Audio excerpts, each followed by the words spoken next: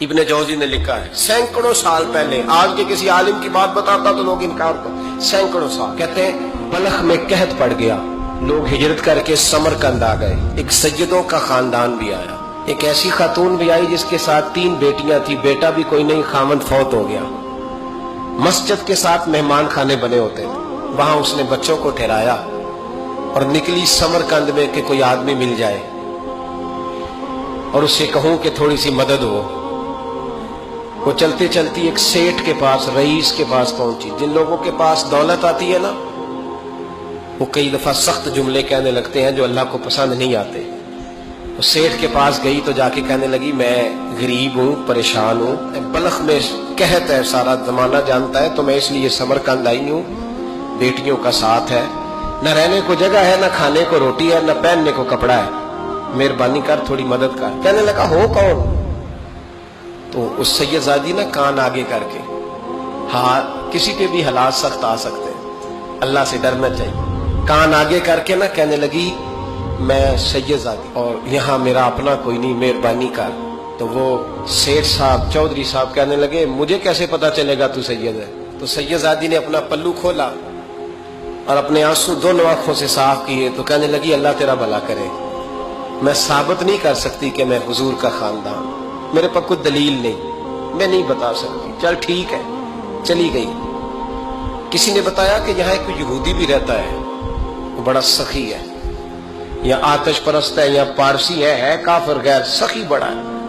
اس کے پاس گئی، بیٹھی رہی، لوگ بیٹھے تھے، جب چلے گئے تو قریب گئی، کہنے لگی مجبور ہوں، پریشان ہوں، غریب نہیں ہوں۔ کہنے لگا بی بی تجھے کبھی دیکھا نہیں، سمرقند کی اتنی آبادی نہیں، میں سارے شہر، تو کون ہے؟ تو کہنے لگی تعارف نہ ہی پوچھے تو اچھا ہے۔ اس نے کہا چلو اگر پتہ چل جائے تو۔ کہنے لگی میں مسلمانوں کے نبی کی اولاد ہوں، مسلمانوں۔ اس نے کہا پیغمبر خدا کی اولاد؟ اٹھ کے کھڑا ہو گیا، بی بی کو ساتھ لیا، گھر گیا، کہنے لگا جو صاف ستھرا کمرہ ہے نا اسے پھر دھو ڈالو، ایک دفعہ پھر دھو ڈالو۔ کمرہ دھلایا، صاف کرایا، پھر کہنے لگا بی بی میرے برتن زیادہ صاف ستھرے نہیں، میں نئے نہ خرید کے لا دوں۔ پھر نئے برتن لایا، پھر اپنے بچوں سے کہنے لگا اونچا نہ بھولنا کہ سیدہ فاطمہ کی شہزادیاں آئی، یہاں کوئی شخص اونچی بات نہ کرے۔ پھر کہنے لگا بی بی جو میرا بالکل طیب اور حلال رزق ہے نا، یہ اس میں سے لنگر ہے، لیکن چونکہ میں غیر مسلم ہوں، مجھے سلیقے نہیں آتے، جیسا تیسا بھی ہو نا اسے قبول کر لینا۔ خاتون کو کہنے لگا یہ گھر ہے، جب تک جی چاہے یہاں رہنا، اور دیکھنا ہو سکے تو رات اپنے نبی سے سفارش کرنا، میرا بھی کوئی مسئلہ، میری بھی کوئی قبولیت کہیں ہو جائے۔ وہ مسلمان کہلانے والا رات کو سویا، کہتے جنت سجی ہوئی ہے، لوگ جنت میں جا رہے ہیں، لائنیں لگی ہوئی ہیں، نبی پاک لوگوں کو جنت میں بھیج رہے ہیں، میں بھی دوڑ کے لائن میں لگ گیا، فرشتے نے میرا بازو پکڑا، کا پیچھے ہٹ، تو میں دوڑ کے حضور کی بارگاہ میں گیا، میں حضور سارے جنت میں جا رہے ہیں، یہ مجھے نہیں جانے دیتا۔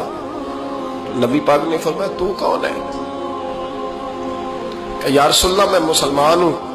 کہتے حضور مجھ سے فرمانے لگے کوئی دلیل ہے تیرے پاس؟ دلیل ہے کوئی تیرے پاس؟ میں چپ کر گیا۔ فرمایا میری بیٹی تیرے دروازے پر آ ہی گئی تھی تو دلیلیں پوچھنے لگ گیا تھا۔ ہم جا دوڑ جا، سویرے آنکھ کھلی تو گلیوں میں ڈھونڈتا پھرتا ہے، تلاش کرتا پھرتا ہے، کونے کونے میں جاتا ہے وہ سادات کا گھرانہ کہاں گیا، ڈھونڈتے ڈھونڈتے اس غیر مسلم کے دروازے پہ جا کے پہچان لیا تو کہنے لگا خدا کا واسطہ جو تو نے نوکری کی ہے نا ان کی مجھ سے 11 گنا لے لے، یہ سادات کا گھر مجھے دے دے۔ تو کہنے لگا کل تو آتا تو شاید بات اور ہوتی، آج بات اور ہے۔ اس نے کہا مہربانی کر، کہا نہیں کل تو آتا تو معاملہ اور تھا، آج معاملہ آج اور ہے، رنگ بدل گیا ہے، حالات تبدیل ہو گئے ہیں، اب تو دیکھ ڈاک کے آیا، جا دوڑ جا۔ کہنے لگا نہیں مہربانی کر، دے دے، تو غیر مسلم میں تیرا کیا تعلق؟ کہنے لگا چپ کر، غیر مسلم میں کل تک تھا، کل سے سجدوں سے پیار کیا ہے تو میرے حالات سنور گئے ہیں، وہ جو نظارے تو نے رات خواب میں دیکھے ہیں میں نے جاگتی آنکھوں سے دیکھے ہیں، میں نے جاگتی آنکھوں سے، اور تو نے کسی مفتی پیر عالم کے ہاتھ پہ کلمہ پڑھا ہے، میں نے رات محمد عربی کے ہاتھ پہ کلمہ